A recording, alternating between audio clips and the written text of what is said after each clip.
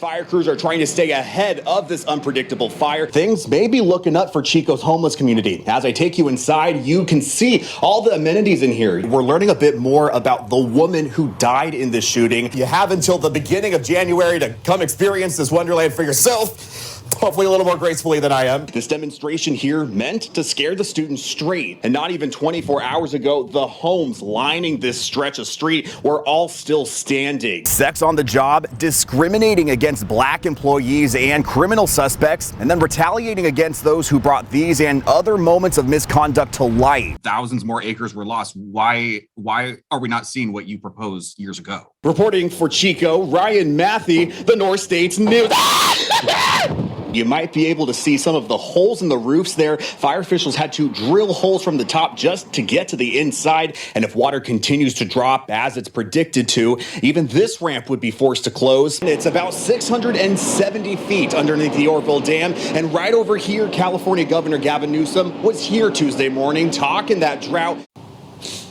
It was all a lie. It was just all a lie. A chemical hug that felt great, but destroyed my life. At 36 years old, Monique Jacobs has died 6 times. When is enough going to be enough? If my kids are angry with me now, what's going to happen when their mom's dead? Living in Oroville since birth, a lifetime of partying escalated when she turned 33. She says the man who would become the father of her 3 children introduced her to something stronger. I thought that the love was so good that I needed that person. Then they handed me, well, try this. And because they wanted me on something so that they can keep getting high.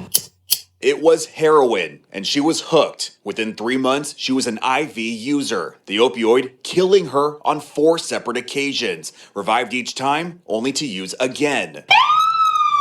But as the heroin and opioid epidemic made the drugs harder to find, she turned to something else. I couldn't find it. And so fentanyl is all there is. The first time, she smoked it, alone. 2 hits in, she was out. The hospital, not an option with the illegal activity, she says, so she was slapped and had water thrown on her until she returned to reality. Months later, it happened again. Even after that first time overdosing, killing you, you still wanted to use it again. There's this part of the addiction that I never was compassionate about. I never understood. But now, a brighter future ahead, scared straight by her most recent death. Are you still in that cycle? I feel I am the strongest I've ever been. She's almost 2 months sober and working to break the cycle of getting clean, relapsing, and repeat. And with a fresh mind, she wants change. Certainly. Each case is individual. I took her concerns to Butte County District Attorney Mike Ramsey. The recovering addict says dealers knowingly sell fentanyl and will continue to. Dealers claim they didn't know fentanyl was in the drug. And in Butte County, that gets them a warning on first offense. Possessions landing someone with just a fine of $1,000, something law enforcement is struggling to adapt to. Assume that it is contaminated with fentanyl. And with that assumption, you now have knowledge that you have done a dangerous act, and you may face murder charges. But what about the addict themselves? Jacobs takes Suboxone, a medication that blocks the opiate receptors and her cravings. Other medications, like the more accessible methadone, she says doesn't compare. For her, it took 2 weeks to get, a waiting period not all addicts can make. Changes she's pleading with leaders to pursue. I'm going to be a heroin addict for the rest of my life, period. People are dying. So many people are dying, and it's preventable. In Oroville, Ryan Matthey, the Northstate's News. Stephen Fershad waiting to rebuild his home on this property in Paradise. So far, only the foundation's been poured, and it's expected to stay that way, but not by choice. It was just one delay after the other, and they kept asking for more money, and nothing happened.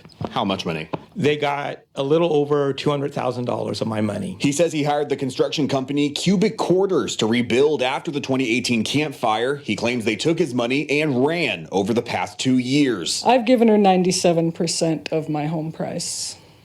And what is that? around 140,000. Then Farshad met others like Skeeter Shuitt, also rebuilding from the blaze through the same construction company. She says the promise of a tight building schedule and a free 55-inch TV persuaded her to sign on the dotted line in 2019. Nearly 3 years later, she's still living in a bus on her property. You're just being strung along. But now, those scammed could see up to $200,000 in grants through the state's Recover program, but only if they can get a fraud judgment against those reportedly doing the fraud. But Sarah Richer with the town of Paradise says it's not that easy. No shovel has ever touched their property, and the contractor, every time you call him, says, oh, you have 2 more weeks. They're showing an intention to build, so it will never be a crime.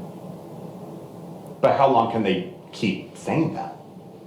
I think they're just waiting for people to die. The name Cubic Quarters, does that ring a bell? It does. Butte County District Attorney Mike Ramsey says investigations of these types are underway, but would not confirm exactly of who or what. He says they've partnered with the Contractor State Licensing Board to determine if these accusations belong in criminal or civil court. This being done through search warrants, interviews, and more. Criminal cases where contractor is specifically intended to defraud. That is the investigation that we're doing. How long do those generally take? That takes some time. That can take months. Months, prolonging the pain of those who have already lost everything. In Paradise, Ryan Matthey, the Northstate News. My niece just called me and they were at the funeral home making funeral arrangements for my niece. A Washington family mourning the loss of one of their own, 43-year-old Karen Dalton, the only victim to die during a mass shooting on an Oroville bus last week. I think most people are in a state of shock, certainly our family. Susan Dalton is the victim's aunt. She says Karen lived with her on and off since the age of 10 as her and her sister moved from home to home. Their mother was homeless, and subsequently, so were they. She would move Amy and Karen from one homeless shelter to the next, basically telling them that tomorrow at our next location, we're going to find our happiness. It's an attribute carried into adulthood. I guess they call it wanderlust. You just want to go. If she wasn't moving someplace or planning a trip somewhere, she wasn't really happy. That leads us to February 2nd. Karen and her 2 children, 11-year-old Adriana and 14-year-old Liam, hopped on a Greyhound bus to visit family in New Mexico. She was originally planning her trip through Denver and then got an earlier bus through Oregon and California. And then I guess it was supposed to go to Arizona and then New Mexico.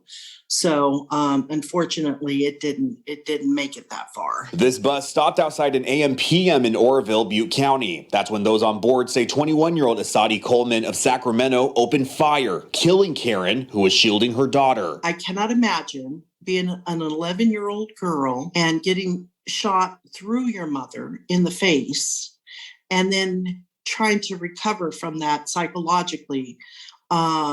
It's going to take a lifetime of support. She says the 11-year-old has now lost most hearing in her right ear, but otherwise is recovering fabulously. She and her brother are now in the process of moving in with family in Alabama. Their great aunt saying it was their choice. But recovering from this tragedy is a journey that could take even longer to reach. If Karen was here right now and you could say something to her, what would that be?